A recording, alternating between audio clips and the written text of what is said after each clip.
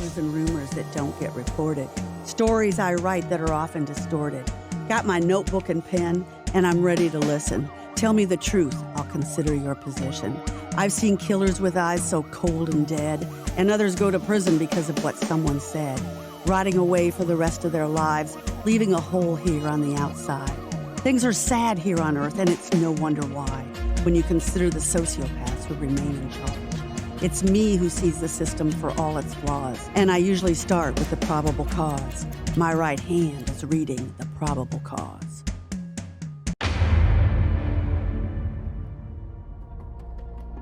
Welcome to The Probable Cause. This is a podcast covering the criminal justice system in Allen County, Indiana, northeastern Indiana, and the state of Indiana. I'm your host, Jamie Duffy, a locally based journalist with no moss on her feet. And to my left is our co-host, Michael McAlexander. He is the Allen County Prosecutor. Prayers up, all of you, to my right hand. Cancer, as I call it, is a monster in the dark, and if there's one thing we should do, it's root out the causes and put that on a high priority. As you all know, my right hand lost her son, Cody, only 22, in a cheap shootout in an alley behind State Street Bar. The shooter was 27 years old with children and should have known better. He's now in prison for the rest of his life. As we know, families are changed forever when this happens, and no one understood that better than my right hand. Now, as you can see, we have a special guest today. Let me introduce you to Liza Anglin. She is a Fort Wayne police officer, and until recently, she was a homicide detective. She's been a patrol officer, school resource officer, detective on vice and narcotics. When I met her, she was the lone female homicide detective. We're going to get to her story, but first, the courts. Mike, what have we got or not got in the courts this week? Not a whole lot this week. Monday was a holiday, so usually on weeks where we have a Monday holiday or a holiday in the middle of the week for that matter, the major cases, murder cases and stuff, are not set for trial. So there were a lot of 4s, 5s, 6s set this week, and I think we may be down to one possession of a handgun by a serious violent felon case is on the calendar. Whether that actually goes, but about 8 other cases went off in the last 2 or 3 days. For what reason? Last minute pleas, continuances, the usual variety of reasons. Nobody was immediately pronounced innocent, is what you're trying to say. No. Right, okay. All right, so now let's turn to Liza, who's been with the Fort Wayne Police Department, as I said, for 25 years. First question, because you're all going to take a look at her. She looks like a model sitting here. Oh my gosh. Did you always want to be in law enforcement, Liza? Because I think you were in business before that, so something must have sparked your interest. I had no idea that I was going to become a law enforcement officer when I went to the police academy or applied. I came to Fort Wayne for college. I went to the business college, and I completed an associate's degree there, and I wanted to work right away. So I started working for a couple of local firms here in I think you worked for Navistar. I did. That's what I have here. Yep, I worked for Navistar International right before I came, or when I applied to the police department then. And it said you were a researcher. What were you researching? Yeah, I started there as in an administrative role, and then it was more of a research position. Now, Jamie, you're asking me to think back 26 years ago. I'm very impressed that you were It was primarily vehicle parts and how they coordinate and fit into components to other trucks. Come on, big trucks, Jamie. Impressive, actually. Okay. Because, I mean, that's a huge community, Navistar. Yes, it was. And Fort Wayne had the engineering location here. At that time, I think they've dwindled down. I haven't followed them. I don't even believe that they're in Fort Wayne anymore. Yeah, they moved to, Lisle, Illinois? Yes, that's exactly right. Right, and then there was one part of it that moved to Ohio. Dayton? Springfield area. Springfield, yes. Well, when they closed the main plant in '82, yes, they left the engineering side still here till. So when I went, when I was hired there in '97 or '98, they were bringing in engineers. Like I came in with a ton of engineering students and engineers who were just fresh out of college. And then I worked there until 2000 when I went to the police academy. Well, so you kind of must have liked Navistar. So what was it, do you think, that... I was working in a cubicle, and I was in a cubicle in an office, and I honestly and truly... With fluorescent lights? Yes, I was 24 years old, and I thought, I'm going to pound my head against the wall if I have to stay here for the next 40 years, because I knew I would be working until my 60s, because that's who I am. I've always worked. Right. So I needed to be around people. And I had a friend, actually my first husband, said, hey, why don't you apply to the police department? They're hiring. And I was like, absolutely not. There's no way. This is ridiculous. But he kept saying, look, Liza, you need to apply to the police department. Really? Mm-hmm. And then there was an article in the newspaper seeking out women and minorities. And he said, you know, again, he pleaded for me, why don't you apply to the police department? You're tall, you're athletic, you're educated. But that time I had returned to school and was just about finished with my bachelor's degree. From Trine University. Right. Right. Mm-hmm. And he said, you'd probably be a shoo-in. And I went through every step of the process and went to the academy. There were a few times in the academy I really did think, what in the world am I doing?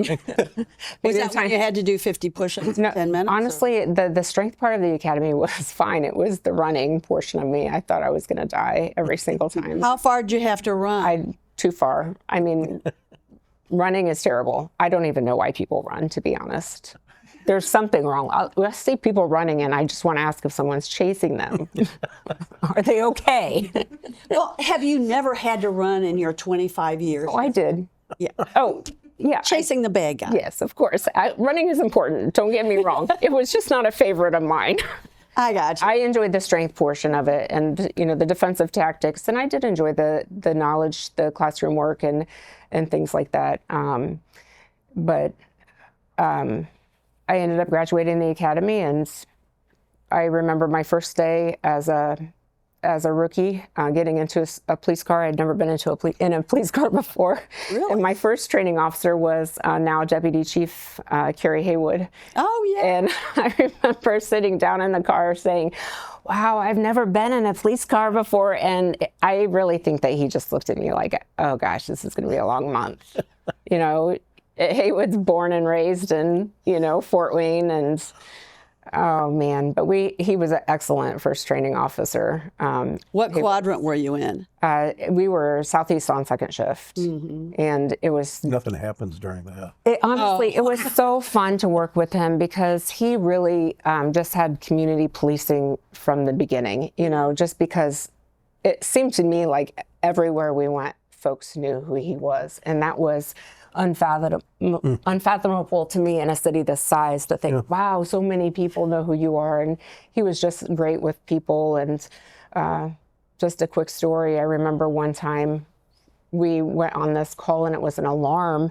And I think I was never an FTO, a field training officer, but apparently you're not supposed to let your rookie away from you during that first few months. But no one was there when we arrived at this alarm, and the call taker had talked to somebody previously there. And long and the short, the man had a warrant. He jumped out the second floor window. Didn't break his leg. It was January. Oh my God. And it was the funniest thing ever, but you know, he got away. But I just had this feeling in my gut, like, this is so weird. Why is this so weird? Dispatch just talked to someone here and nobody was there. And then lo and behold, it was this man who had a warrant. So in other words, you said that you're never supposed to leave a police officer's side when you're the rookie. So how did you become split up? I don't know. I don't know what. Maybe he was chasing the bad guy. I think I wanted to go look around back, and he was like, no, we're good right here. You know, we're going to wait. You know, this is okay. Safety first. Yeah, but my Don't get gut was isolated. telling me, listen, there's something off here, you know. So it was funny. And you know, if somebody's got a warrant, they're going to end up getting them anyway. Yes, I agree. I mean, eventually, and it was a low-level warrant, so it was. But it was funny. Somebody called up and squealed on their friend or their man or their whatever. How many women were in your academy class? So my academy class, we started out with 6 women and 5 graduated. And then here's something interesting. There are only 2 of us left. And then the other officer that's still left, we are actually going to retire on the same day. Isn't that crazy? So the cat's out of the bag. Yeah. We are going to be getting to the fact that Liza is retiring and what she's got planned, because I know she's super excited about it. Very. But let's just get back to her real story first. She grew up in Gas City, Indiana. How many people live there, you reckon? I suppose now maybe close to 10,000, 12,000. At the time, maybe about 6 or 7. Gas City's grown quite a bit. It's in Grant County, just right next door to Marion. And it was prominently a white town. And that was fine. My K through 12, I don't remember a minority in my district when I graduated high school in '93. And so I knew that I just wanted to be where there were more people that were different than me. I just knew that I liked being around people. I enjoyed talking to folks. And so moving to Fort Wayne was not a scary transition for me. I mean, you had Indy or you had Fort Wayne. You chose Fort Wayne. I chose Fort Wayne, and I can't remember why Indianapolis wasn't an option. It was an option because I think my brother was doing some student teaching in Indianapolis, but I don't remember why I didn't go to Indy. Well, school for one, but then I think my girlfriends and I just decided to stay here, and we got an apartment together. And Oh, okay. So it was friends. yeah. Yeah, I get that. You were really attached to your dad. Yes. Okay. Yes. And sadly, you lost him just 2 or 3 years ago, I think. It seems like 2 or 3 years ago, but it will actually be 5 this summer. Oh, okay. Yeah. So he taught you how to fish? Yeah. I mean, he was good. He was patient with me. Water sure. ski? Behind a little fishing boat with probably a 30 motor or something. I don't know, but it was pretty small anyway. Yeah, water skiing is so much fun, though. It was. Drive. And the most awesome thing is that he taught you how to be an electrician. Well, I don't know that I'm an electrician, but I would go with him on jobs because he would do outside jobs. And I just remember being able to recall quickly how he would move in these boxes and, you know, the different things. I probably could have been an electrician. I don't know, but it was very interesting to me, and I picked it up right away. It seemed like I don't remember any more, kind of like algebra, you know, from 30 years ago. Oh my God, algebra. We all got through that one, didn't we, Mike? Was that your favorite subject? No. You like speech and debate, right? History. What was your favorite Subject? Yeah. Socializing? Yeah, I did enjoy business classes quite a bit. History here and there, but I definitely was a social butterfly when I was. But I mean, with history classes, it all depends on the teacher, really, I think. Can they make it come alive? And, you know, when you're just sitting there memorizing dates, it just isn't the same as. And it's not the same when you're a young person trying to understand and learn history than it is now when you're 50 years old wanting to. Like, you know, in English class, remember they all took you through Beowulf? How many people do you ever meet that would bring that alive? And yet it's fascinating. All right, so I won't get on that anymore. So Thank you. I wanted to do a little bit more Gas City because I wanted to say, were you aware of the cops in Gas City when you were growing up there? Well, of course. And did you have any interactions with them? Did they get to drive cool cars? Did your parents know any of them? I mean, No, I did not come from a law enforcement family, and I didn't know any of the police officers. And you never got in trouble? No, I don't know that the police officers would know me. I think maybe one now because we went to high school together, but I honestly don't know a whole lot about Gas City these days, other than my mom still lives there. So. It still lives there. Yeah. All right. Gas City, isn't that where the Starbucks is when you're on the way to Bloomington? It is. I know. Okay. I've been there then. I can stop tell you every time I go to Bloomington. Me too. So you were on the Southeast Quadrant. From there, in patrol, you became a staff instructor on defensive tactics. Yeah. So what was that all about? Okay, so I was on patrol for, I came out of the academy in 2001, and I had a baby in there. Then I went over to the academy as a staff instructor, just support staff instructor. And while I was there, I became a defensive tactics instructor. It was not the lead defensive tactics instructor for the department or anything like that. But one thing that I thought that was unique about me is that I know at the time I was the only female in Northern Indiana. That was a defensive tactics instructor. Now, Captain Davis was I was going to say, she did. the captain over at the academy when I was over there working. You want to say a little bit about what defensive tactics are? I mean, Yeah, so everybody watches defensive CSI, but we don't know. Sure, yeah, so it's just your combative hand-to-hand fighting movements, defending yourself, physical weapon retention, things like that, things of that nature. It was a good experience. I don't know that I necessarily enjoyed my time at the academy, but it was definitely a good experience for me. Did you want to go over there and do defensive? I was asked to come over. Captain Davis asked that if I would be interested, and I was. As a young officer, you're always interested in learning, and I was very interested in learning new things and having opportunities to do that. But I enjoy teaching, but teaching to other law enforcement officers, I just did not enjoy doing. I can remember one probable cause that I wrote up. I think her name is Stephanie Souther, and she took down somebody on West Main. Yeah. Do you remember that? I don't. She got an award for it. This guy was out of his mind drunk. He had attacked a woman in the parking lot, and Officer Souther took that guy down. Yeah, I believe it. I do too. She's a tough. I mean, I was just reading through this probable cause. I said, well, sir, who knows? It sounds like she was instructed very well. I did not instruct her, though. I mean, the thing is, I sticks did out. meet her. She's not 6 feet tall.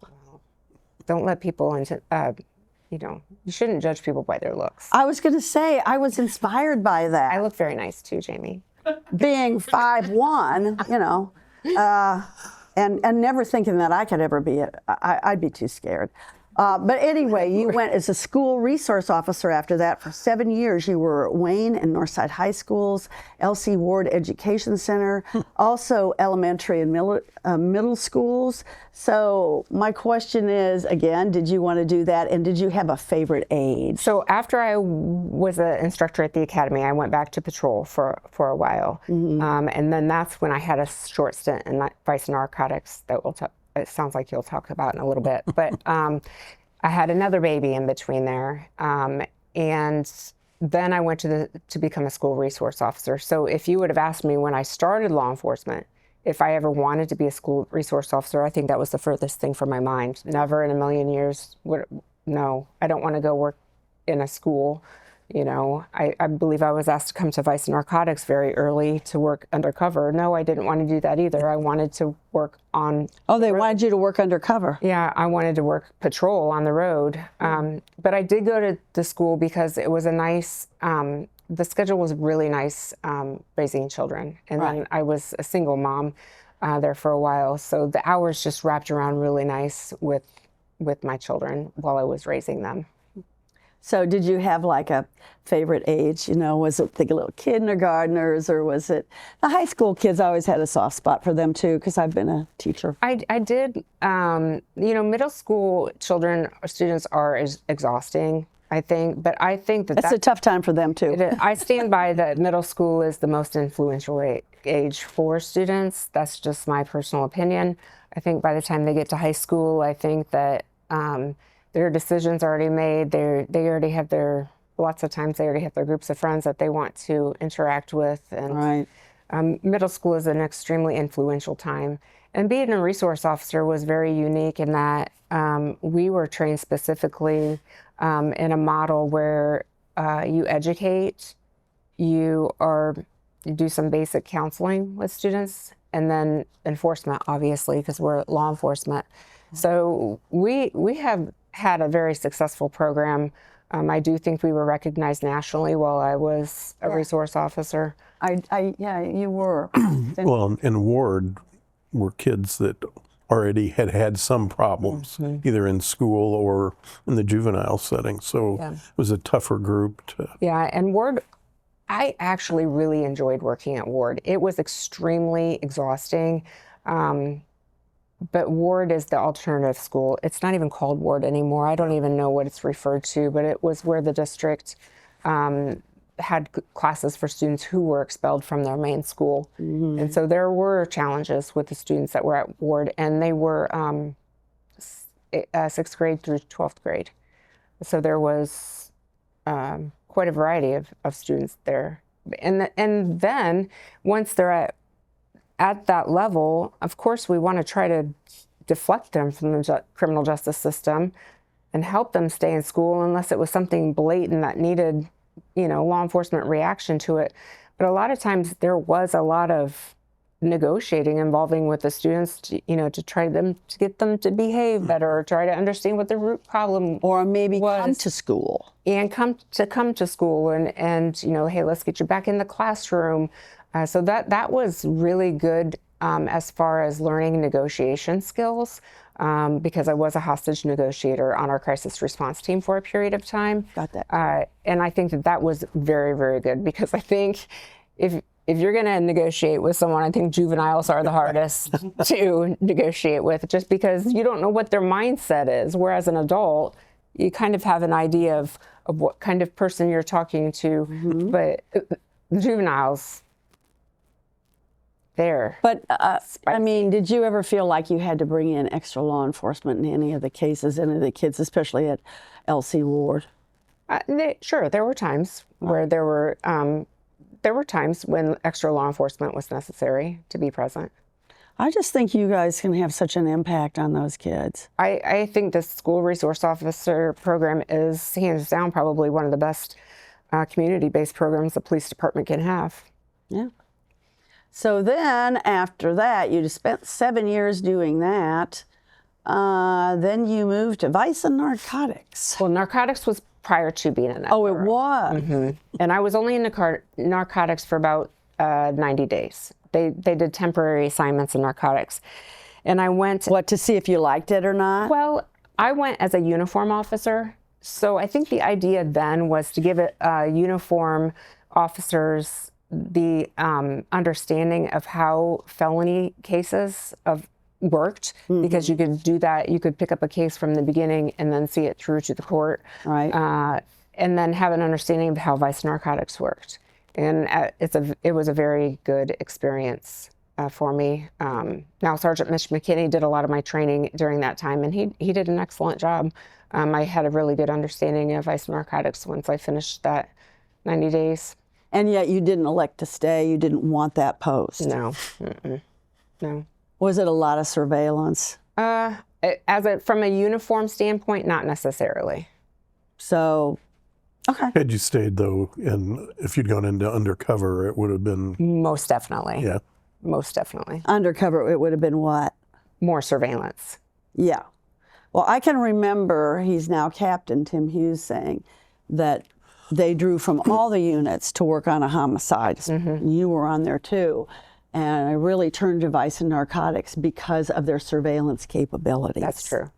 So, and I just picture sitting in a truck for hours and hours and hours and having to escape to use the restroom. Yeah. I wouldn't care for that. Okay, so for twice you were a public information officer, or the people that we depend on. I know when I was a cops reporter at Journal-Gazette, I was out there in those crime scenes. It was like, okay, where's the PIO? So you drinking coffee.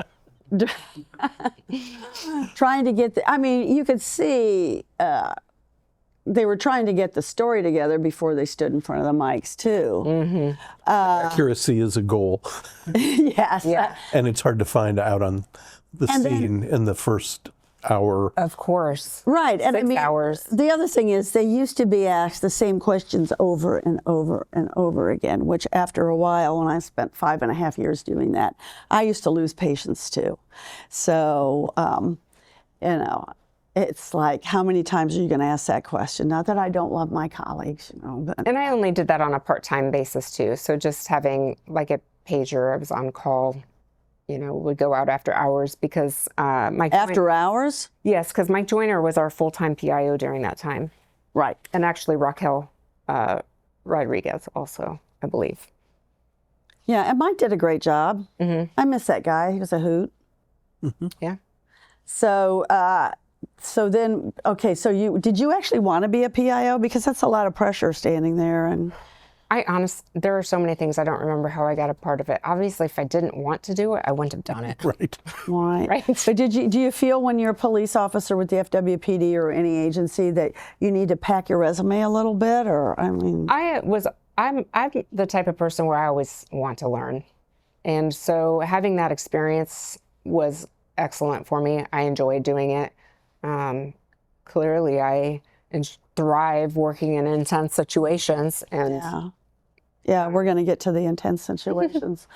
So you spent nearly 2 decades on the crisis intervention team, and I've heard a lot about CIT. I've heard criticisms and I've heard praise, and a long-time negotiator for the crisis response team. What does it take to be a good negotiator?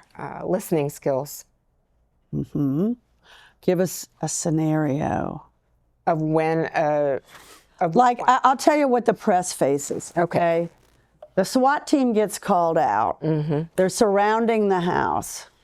The press is told to stand about 2 miles away. Not 2 miles. And you can't say anything. How about 3? Let's go with 3. Yeah, 3 miles. So what I like to do is get there early so I could sneak around the back, although sometimes that was... We knew where you were. That makes me even more nervous. But anyway, just tell us what is it? I mean, give us a scenario on the negotiator team. And it doesn't mean that we're going to become better reporters, but you've got suicide, you've got domestic. What were the things that you felt like you were called out for? Well, whenever the EST, the emergency services team, is paged, the crisis response team is paged also. And crisis response team's purpose is to establish verbal communications with whoever is subject to be apprehended by the emergency services team. So yes, there were domestic situations where maybe someone was inside with another individual and we could make contact with people. I think that communication has changed so much. I think years ago, and this was even before my time, they would use, throw phones and things like that to try to get into the subject that they were trying to apprehend. But we've moved to cellular devices, and then so many people don't even talk on the phone anymore. We just text or, social media. So that there's all different types of ways to communicate with folks. And so by my time on the crisis response team, we were utilizing some of those. So we would respond and try to gather as much information as we possibly could, share it with the folks that needed to hear it, and establish a safe apprehension, the safest apprehension as possible. And we would always first try negotiation skills first. Well, can you tell us a time when you felt the worst about it, or the best about it, like you saved someone from getting, shot by their partner? There's many, many, many more saves than losses. Oh, that's good to know. I think that the CRT, the crisis response team, they are very successful, and we don't hear about those. We may hear, the subject. Yeah. We had a in-service a month or so ago, and I think they said since 1990 or something, there have been 9 incidents where someone died during a EST call-out, but like 2,000 incidents where nobody was hurt. Yeah. Oh, it's insane. That's a great record. Yeah. Yeah, I know. My right hand and I were at one on St. Mary's, right by Kroger, and we stood there for hours, and I did sneak around the back, and so did she. We had to cut all the way back, go through Franklin Park, I think it's called. I remember that time we were watching you. Oh! And then we came around. Got plenty of yellow tape. And then we snuck all the way around the house, and we could see the subject, as you call them, getting put in a truck. But the worry there, everybody's going, he's the biggest meth dealer around, and this type of thing. was that he did have a woman in the house, and everybody was super worried about Of course. that woman, and I don't think that any harm came to her. So, yeah. Yeah. And of course, it's always exciting because you got somebody. Were you ever one of those ones on the horn going, all right, come on out. We know who you are. You're wasting our time. That wasn't me. My voice sounds too nice for all of that. I'm sure you can put it on, Liza. I'm sure you can. So anyway, here we are. It's in 2017.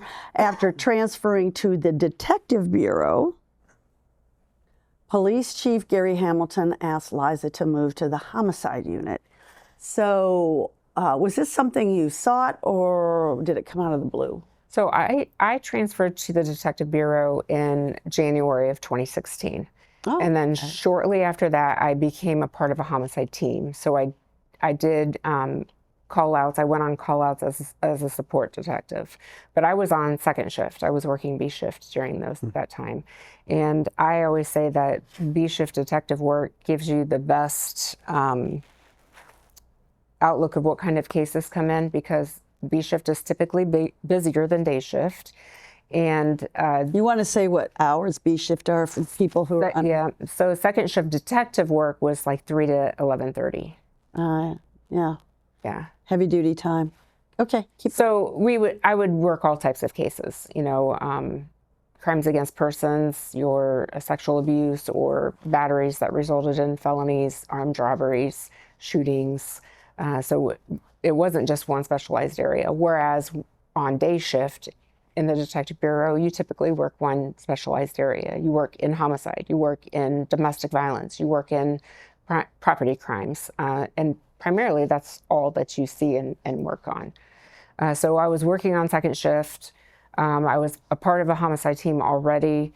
There was an opening on day shift homicide, and that's when then Chief Hamilton asked if I would consider going over 2 days. And at first I said no, just because I knew that the type of work that I do, I like to be thorough, and I knew that it was going to require a lot of time away. And my children at that time were middle school and high school. Tough age, yeah. Yeah, so I knew that it was going to be a commitment. But by that time, I had been remarried, and my husband is wonderful, extremely supportive. Shout out to Aaron. Yes, and he was very encouraging of me to go ahead and move into homicide. He was just, encouraging, go do it. And so I did transfer over to day shift. So the day shift, let's just go through those hours too. I think you start at 7, if I'm not right. Some start at 7, some start at 8, and it's an 8-hour shift. Right. So it's right in the heart of the day. And but as we know, I know from being a cops reporter, court reporter, reading a million probable causes by this time, that you can get killed or shot at any time of the day or night. And in any neighborhood. In any neighborhood, yes. We do have, right. And how often is the call out for a homicide? So it's every 5 or 6 weeks. We were on call. I don't think it ever went to 7 weeks, but I think the average was every 5 to 6 weeks. Currently, I believe it's every 5 weeks. So you're on call. So when the pager goes off, you go. At 2 a.m, and the scene may still be chaotic, and there's, lots of resources there, and you're in the midst of it, trying to navigate through. And as either a support detective, trying to locate the lead detective, and then as a lead detective, really working with the prosecutor's office and the command on the scene, just trying to figure out what happened, crime scene technicians that are there to process the scene, a lot of those things. Yeah, I think this is what fascinates the American public. They're very fascinated with this. Yes. I think people would be shocked that I'm walking away from it, but I told someone the other day, my time is done here. I don't know. Well, it is. Well, the other part is there's also a secondary homicide unit. And there are times, sadly, when we've had multiple scenes going on at the same time. Yeah. Right. Yes. So you're a homicide detective is on call more than just once every 5, 6 weeks. Yeah. So it takes a lot of time and a lot of preparation for your family. Years off your life. Yes. So did you, when you were on call, did you kind of sleep in your police clothes? No, no, Jamie. But I mean, you have to spring up and spring out. But when you are on call, like my family knew when I was on call, Mom, Right. are you on call this weekend? And Aaron knew when I was on call. If we wanted to go to dinner, oftentimes we would drive 2 separate vehicles, just because there's the possibility that I might have to leave, or, going to church, we had to drive 2 separate vehicles. So all of those types of things. So you have your uniform in your car so you can get there quickly. I would be prepared to go to work if I had to go. Right. Just wondered how that worked. Yeah. I remember once going to dinner with my wife and another couple. The pager went off, and this was back in late 80s or so, when we didn't have crime scene the way we do now. Right. And so you could kind of go do a quick walkthrough. But I left, went to the scene, and came back for dinner. No kidding. See, that would probably never happen now. Well, and your role as a prosecutor was different then than it is now. And even currently, it's different than what it is now. Prosecutors are there to assist in any way, shape, or form. We may be calling them back, 3 hours later after they went home or got back, but they don't walk with us the whole entire 30 hours that we're out there, or 24 hours that we're out there. Yeah. Is that fair enough? No, I think that's very fair. And yet we know that Mike was at the Marcus Dansby, Holton Avenue. Just nightmare scene. And even gave us a little, what was it that he told us on the podcast, Brock? Well, it was the shirt story, but also I was going through the facts as I knew them, probable cause, and then he said, no, that's not where it happened. So, see, it's worthwhile to listen to this podcast. I'm telling you, people. That's not teaser. Are you aware of that story? No, I'm not. When they brought Dansby downstairs, they were interviewing him, and he was cooperating and answering questions. So he agreed to give up his clothes. And usually they keep some scrubs or something. And they didn't have any shirts. They had some scrub pants, but no shirts. You gave him your And I had a denim kind of shirt on, and Light blue? T-shirt. Yeah. Chamois. Said, here, he can have this, because everybody else is in uniform. And, well, that's what they take his mugshot on. So because stop. of that case, my shirt's in every picture for the next 3 years while that case is pending. And it will be forever, Mike. You Yes, realize that, forever, don't you? forever, Mike. The tail of the shirt. Shoot. And it's probably in, what do they call it, where they put the crime scene stuff, so you're never going to get it back. It's probably in But his we're going to get a personal property GoFundMe. We'll get a GoFundMe and replace that shirt. I think we could go to LL Bean easily and get one that looks just like it. So anyway, she's back on the homicide scene. I think at one point you left it briefly because you were kind of exhausted. Yeah, for sure. And then it seems like everybody who needs a break from homicide kind of scoots into robbery for a while. That's true. It does seem like that is a nice place, because honestly, even just by proximity, the way that we are on the floor, a robbery is right outside the homicide door. And so it is good if something is, if they're slim with their manpower or anything like that. So, we're just right there, another resource. But you're right, I did leave for a short period of time, and then they were down a lead detective, and I must have had a weak moment. Agreed to go back. I agreed to go back, but it's such fulfilling work. I think you probably missed it. Well, probably, truth be told, I probably missed the work. Right. So now let's talk about this guy. Yeah. Right here. Scott Tetmeyer. He was your partner for quite a while. Yes, he was. And I love this story that I wrote up as a sidebar. It was a 2009 domestic battery. And you were both working the day shift Northwest.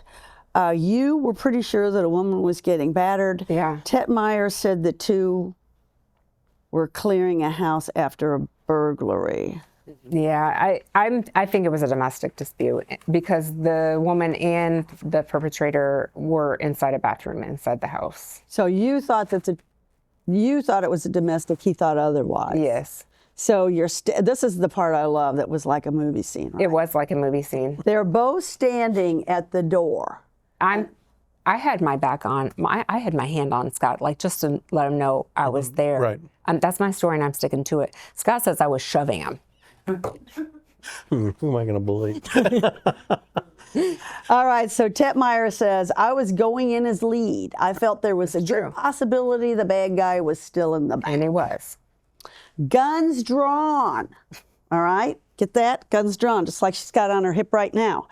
Anglin was right behind Tetmeyer with her hand on his back, like we're supposed to do, she says. Yeah, Yep. and just Supposed letting them to know do that. All right. At the front door, she sensed Tetmeyer was hesitating and gave him a bit of a shove. That's what he said. I was just letting him know I was there. I remember her pushing me on the back. I told her, I'll go in when I'm going to curse here, okay, when I'm damned ready. Then they found the victim in the bathroom with the suspect, a battery in progress, as Anglin remembered it. The two of them laugh about it now, but it did get her mad. She went home fuming and spent time cooling off. We were both mad, I think. I love that guy. He's such a good guy. I know. Do you keep in touch with him now? Yeah, here and there. Yeah, so he's enjoying retirement. I know For sure. He put his time into it. He most certainly did. He was probably one of the first guys that I met in 2016 because he was so personable. So I guess what we want to do, I did want to get Scott in there, and I know your partners, you love them now, the McDonald boys. Oh, yes. They're actually not my partners. They're my family. Yeah. They're, it would be great to have Ben and Luke McDonald on there. Wouldn't that be a hoot? They are a real hoot. Can't tell them apart except for by the haircut. You can too. I can tell them apart. All right, well then you're probably one of the few in the world Because I'm their older bossy sister. That's why. I had a photo of those two one time, and they were standing. They were both in the photo, obviously, and I think that they both play the bagpipes, or one of them plays the drums, one of them plays the bagpipes. I can't remember which, and they both had on the kilt, and they had on the hat and everything else, and they told me they couldn't honestly tell which was which in that photo. What's funny is that they have children, and I've seen videos of it somewhere, or maybe it was, but the children were, this is a favorite, the children were looking through young photos of the boys. Right. And the cousins were sitting there going, is that your dad or is that my dad? Is that your dad or my dad? I've never seen twins that looked so the same. I mean, it is, and they act the same. Everything about them is the same. We're talking about Ben and Luke McDonald, who have been homicide detectives maybe as long as you have?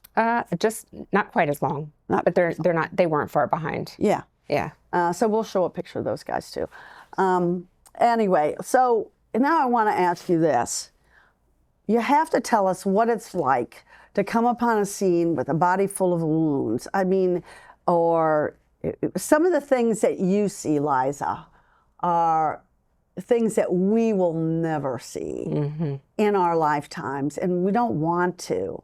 Even with all the stuff that gets put on social media, I just don't think, well, Mike's seen some of this, obviously, as a prosecutor, but most of us, including all the crime reporters, are never going to walk into a scene like what you see. So what is it like?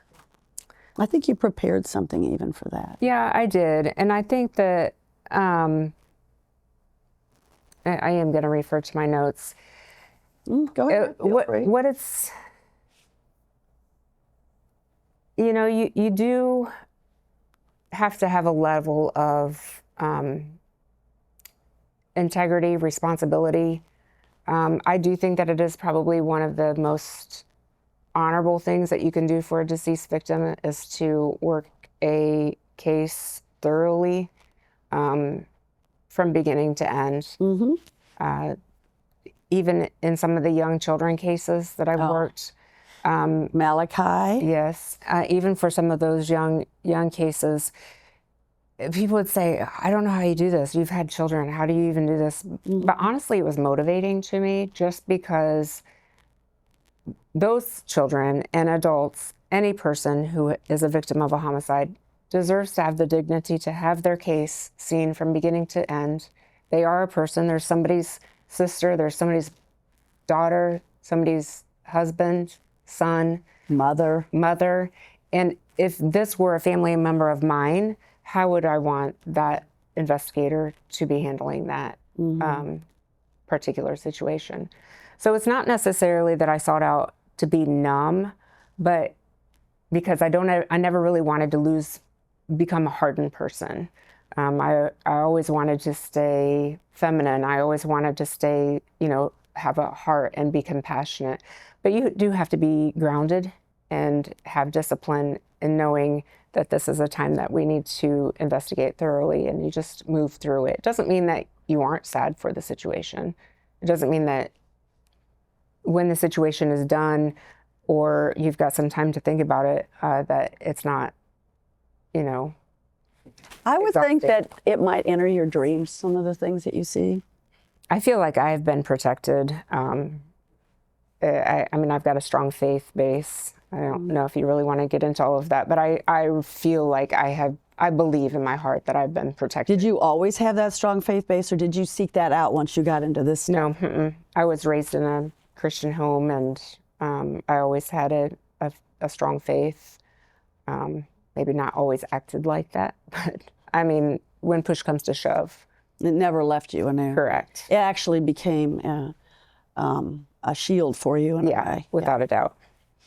And then before we get into what she's going to do, because we know she's going to retire, and one of the things that Mike said when I told him last week when we were recording the podcast, I said, Liza Anglin is going to retire. She's just announced it. And he said, it's sad to see the good people go. Do you remember when he said that, Mike? Oh, Yeah, he did. very sweet. But it's not really something that I like to celebrate being good at, because I do carry a lot of respect and responsibility for the things that in the work that I've done. You know what I mean? So. And you're probably going to be back, because there's probably a few cases hanging on that you're going to have to sit in the courtroom for hours and hours and hours while they get. I would say that's probably the toughest part of it, because when when those cases go on, you just have to sit right next to the prosecutors and go over and over it. Is there anything that still shocks you? No, nothing shocks me. Nothing.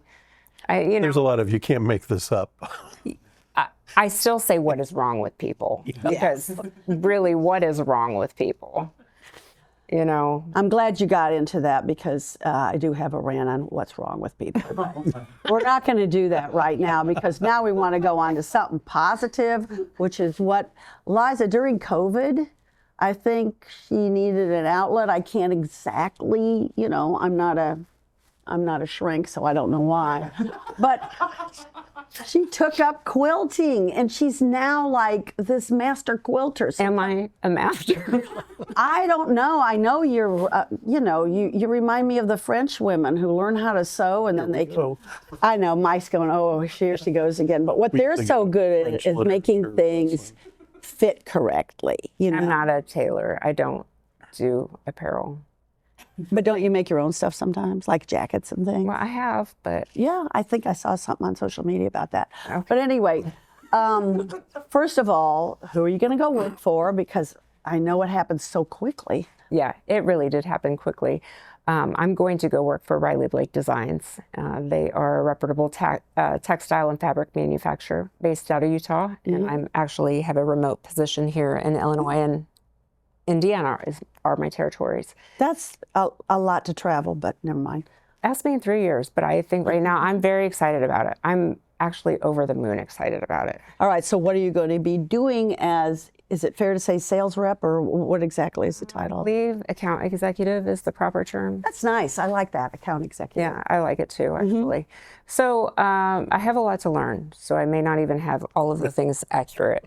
But primarily making sure that Riley Blake products or fabrics are front and center in quilt shops, and desirable for quilters to want to purchase their fabrics in this area. So outside sales, learning, trade shows.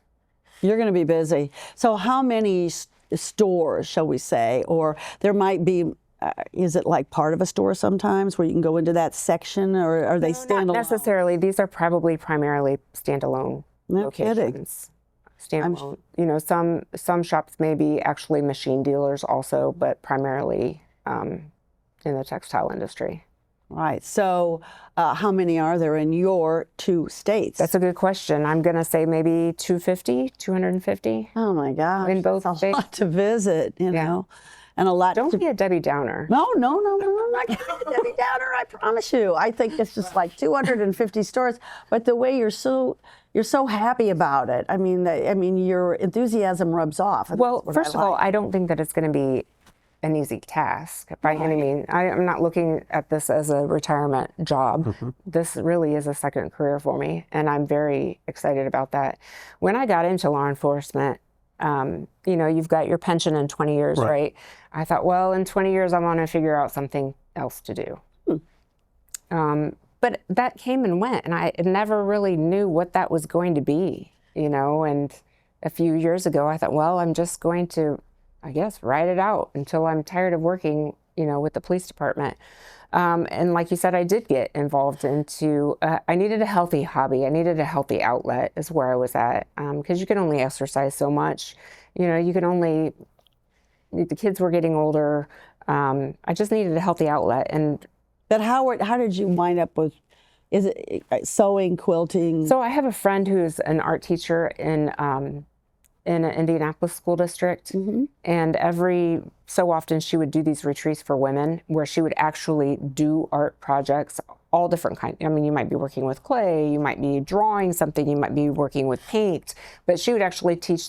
So reluctantly, I went to one of these with her just because I needed a healthy outlet. And I enjoyed, and I kept going to her retreats once every year, a couple of times a year. And she had some sewing there, and then there were some ladies who were quilters there one time. And I saw their things, and I thought, I want those things. And then I got some of those things. And it's like toys. Yeah, and it's like you didn't go out and buy a motorcycle. You went out and bought a whatever it's called. Yeah, and I didn't want the paintbrushes. I didn't want the other things, but I wanted the sewing machines and things like that. So I kept in contact with those ladies, and they helped me get going, and it just exploded. And I mean, it exploded in my house. Ask Aaron. Piles of fabric everywhere. Yeah. I could just see it. One of the things that I loved about Blake Riley is that they carry Liberty of London. I love Liberty. Just beautiful. It's such a fine cotton. Is he giving an eye roll over there? Probably. It's okay, Mike. I have no idea what you're talking about.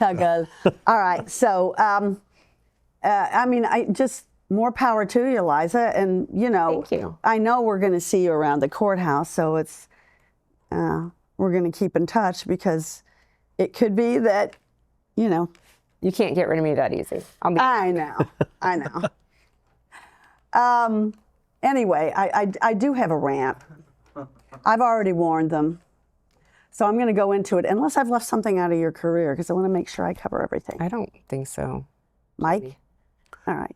I've got one for you. Would you recommend to other women? Oh, I mean, because that's good. There aren't. I don't know what the percentage is now, but it's still not very high for women in law enforcement. And would you recommend that as a career? It's been a good career, Mike. I've enjoyed my time here. You know, when I was younger, more limber, you know, physical and active and things like that, it is a good career. I don't know how sustainable it is for older women. You know, tackle those characters. To think about having to go back to the road or something along those lines, I would be out of here in a second. But could you transition to like dispatch or anything? Why would you want to do that? No, I'm not saying you, but No, and detective work is more up here than and in here than physical. Yeah. Other than the time demands of getting up at 3 o'clock in the morning on call is not. I think that if there's any inclination of a young woman wanting to become a police officer, they should do it. I mean, they're not stuck. It's not a life sentence. They don't have to do 20 years. They could do 5. They could do 7. You know, when I said that 5 women graduated and 2 of us are still here. I believe, I think one gal left to pursue another career and the other left to raise a family. And then I think one left very early on. So it's not a life sentence to have to, do this. But if you think about our community and what our community looks like, I mean, I feel like that women need fair representation by having women out there. Well, I mean, the other side of the coin is, did you ever feel as though that the men didn't accept you, the male officers? I don't necessarily know that that's the case. I think there's always that feeling potentially that, am I doing enough? Am I doing enough? Do I measure up? Am I working hard enough? Yeah. It's kind of separating sexist from just being a jerk. And, they're... But I think one thing as the And generation... they're always around. Yeah, It's the same thing in our office. I mean, we have now more women than men. And I think as the generation has changed, I think that men, the young male police officers, they've just got a different attitude about women in law enforcement, and it's a healthy. They expect to see. It's a healthy shift. Yeah. And so for me, it's a bit of a, this is nice. It's different, I think. I think they expect to see them. Maybe they have an aunt or somebody. But reputation and integrity is huge. I mean, in any any profession. Yes. But I think as a woman in law enforcement, you lose your reputation, you lose your integrity, you're going to have an uphill climb. Mm-hmm. Well said. Yeah. All right, so this is my rant. Hannah, you guys can jump in whenever you want. This week has been particularly disgusting, apropos to the Epstein files. The revelations are so disturbing. Some people have told me that they're not paying attention. And my response is, we need to know evil. There is a caveat. Here in the U.S., no one has been charged yet. No one has been arrested. Other countries have acted swiftly, even if we have not. Peter Mandelson, a British lord, mind you, and the UK ambassador to the U.S., was dismissed from his post, even though he initially refused to step down. So, I mean, some of these guys don't get it. You know what I mean? Well, what do you mean? I didn't do anything wrong. Further revelations of his betrayal of his own country and the U.S. are mind-blowing, and you should research them. You should see to what depths these people will go. Prince Andrew, now known as Andrew Mountbatten Kelkashos or whatever, was further humiliated by his own brother, King Charles, and his title taken away. His wife, ex-wife, Sarah Ferguson, genuinely abominable at this point, was Epstein's pal. And we have seen that. I mean, every morning I wake up to my phone, it's like, oh my gosh, do I have to see another one of these? In Norway, former Prime Minister Thorbjorn Jagland, probably didn't say that right, who was also on the Nobel Committee, has been charged with corruption linked to Epstein. And that I got from the New York Times, which is worthwhile to read. Wall Street Journal, all of the mainstream media. I'm going to put in a plug for those. There are scores of high-powered titans here in the U.S. who are and were connected to Epstein and who exchanged cringeworthy and very troubling emails with Epstein, and they're not suffering the same kind of fate. The head of the Paul Rice law firm, you familiar with that one on the East Coast? I've seen the cover. He was the CEO, but he didn't lose his job. He's still working there. Well, now along those lines, I just saw this morning that the head of the Hyatt hotel chain is resigning. Right. And a woman who was general counsel for Goldman Sachs or something is stepping down June 30th or something. Right. And when you see a woman linked with this, it's really shocking. I don't know why. Sorry, but I do think it is. Now, here is the one that I'm talking about. Tom Barrack, or Barack, B-A-R-R-A-C-K, is a hedge funder, not my favorite people, as you well know, and founder of Colony Capital. He still retains his post as the U.S. ambassador to Turkey and the special envoy to Syria, despite a revolting email exchange with Epstein. These wealthy weirdos and very possible perverts run our lives. They lead or found corporations that dictate cost and policy on everyday modern living, from IT to data to the government to financial affairs. They aren't just discredited and debauched royalty. We've always had those people. These guys buy up real estate and make it impossible for people to buy homes or pay rent. They influence everything from the cost of pharmaceuticals to charter schools to healthcare companies, student loans, utility companies. If AI takes your job away, they will be the last people on earth who give a damn. They're the ones who shipped off jobs to the third world, outsourced call centers, and right now they're running our government. I'm going to have to quote a couple of lines from my song once again. Cue the eye roll. Okay, things are sad here on earth, and it's no wonder why when you consider the sociopaths who remain in charge. These people were trafficking victims who were young women, little boys, and little girls. No matter where they come from, they are our daughters and they are our sons, and if we want to call ourselves Christians, we have to face evil where it is, and we have to help each other. Mm-hmm. Thoughts? Punish them. It's a lot. Okay. So anyway, sorry to go off on that, but I couldn't hold myself off any longer. I was going to go after why our utility costs are higher, but I'll follow that up perhaps next week. So anyway, we here at The Probable Cause really appreciate the time that you've spent with us. You can find us on www.theprobablecause.com. You can find us on our Facebook page, which is also called The Probable Cause. You can listen to us on Apple and Spotify and just keep up with all of our stories. I will be in the court again this week on Thursday for sentencing. So for now, unless anybody else wants to chime in, we are going to say goodbye. This episode is filmed and edited by Frosty Pictures. The Probable Cause is produced by Maumee Media.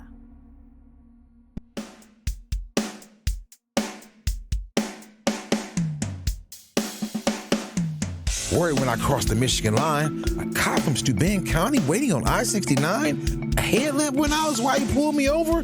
Charged me with possession after I rolled down the window. Now that's skunk. Indians a trip when it comes to weed. It's like who doesn't smoke or use gummies?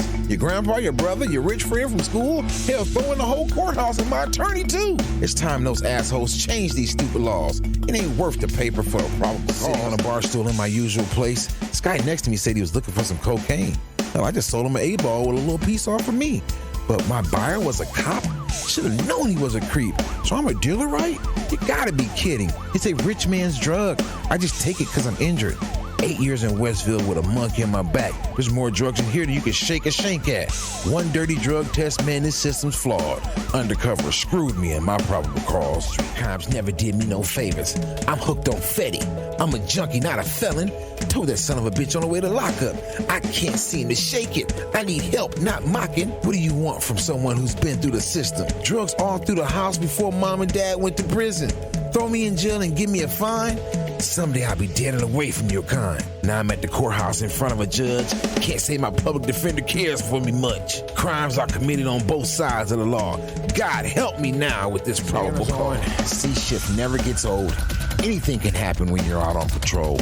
You think I'm just eating donuts, man? Give me a break. Nothing on this job is a piece of cake. Lights and sirens activated. This knucklehead wants to chase. Baby mama at the scene just spit in my face. Wife's worried that someday I won't be pulling up at all. You'll read about my killer in a probable cause. Man. She went through my phone and she seen my text.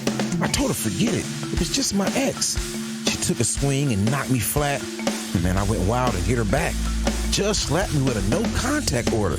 Now she's got the kids and she's staying with her mother. So she started it all and I have to take the fall. You can read my whole story in the probable cause. When I was young, caught a case for dealing and did my time. Yeah, I got a record, but I was doing fine. Running my own business on the southeast side. Yeah, I got a gun. I kept it on hand. Told the cop my reason, thought he'd understand. In this neighborhood, you need some protection. Attorney thought I could get just community corrections, but the judge decided to send me to prison.